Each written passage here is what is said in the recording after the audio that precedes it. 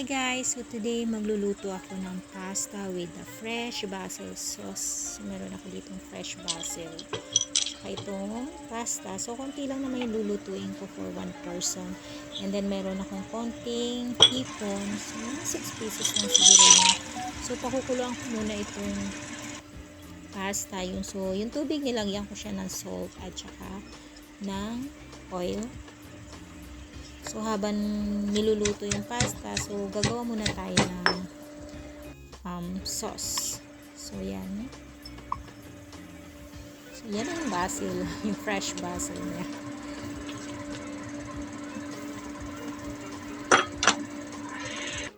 So, yung pinakapampalasa natin dito is ang salt and pepper lang. Then, lagyan nyo siya ng olive oil. So, i-adjust nyo na lang yung lasa niya.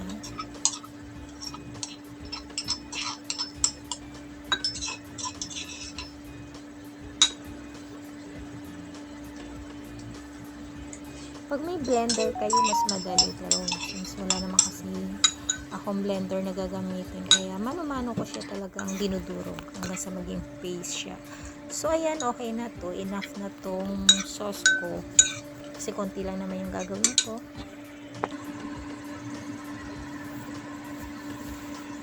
Nagtatabi pala ako ng konting water dito. Pero, kasi minsan is dry yung pasta pag niluto ko. Pero usually, hindi ko siya nagagamit. So, kumbaga, nagiging re-reserva ko lang kapag medyo dry siya. So, ayan, okay na yung pasta. So, isalain lang natin siya. So, magluluto na tayo ng hipon. So, ang ginamit ko ritong oil is olive oil.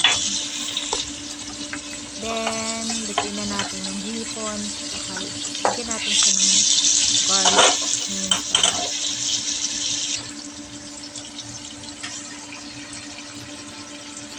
So, ayan, pagluto ng hipon, lagay na natin yung pasta. At saka yung sauce. So, yung mix-mix lang to.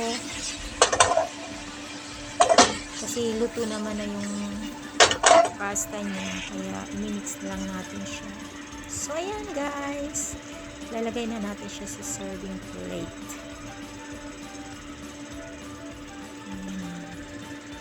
So, thank you for watching. God bless.